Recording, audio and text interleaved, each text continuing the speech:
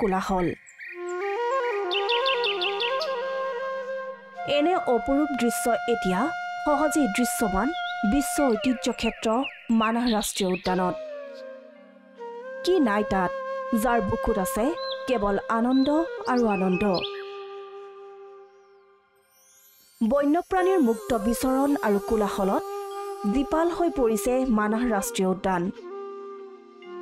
বৃদ্ধি পাইছে জীৱ-জন্তুৰ সংখ্যা।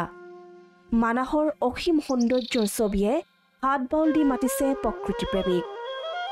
দেশ বিদেশৰ অজস্ৰ পৰ্যটকে ভিৰ কৰিছে মানাহ ৰাষ্ট্ৰীয় উদ্যানত।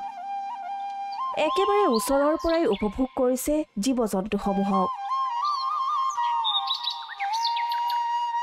ৰাষ্ট্ৰীয় উদ্যানখনত জাক জাক হাতী, হৰিণা, বনৰীয়া মহৰ মুক্ত বিচৰণ।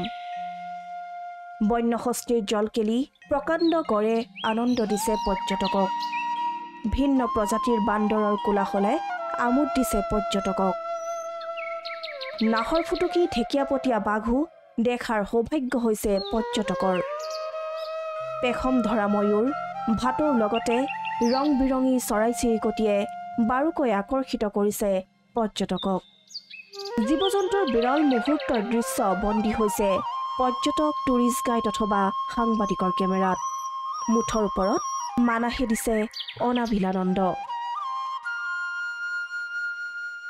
মানসত আহি ভাল লাগছে। এনেও তাৰমানে হোলী যিহেতু আমাৰ অতিকৈ প্ৰিয়, হোলীটো আহিছে, তো তাৰ কাৰণে আজি বন্ধও আছে আৰু লগতে আনন্দত চবৰে মনটো উৎফুল্লিত হৈছে। সেইকাৰণে পুৰা মানে বহুত পৰ্যটকৰে মানে ভৰি আছে আৰু।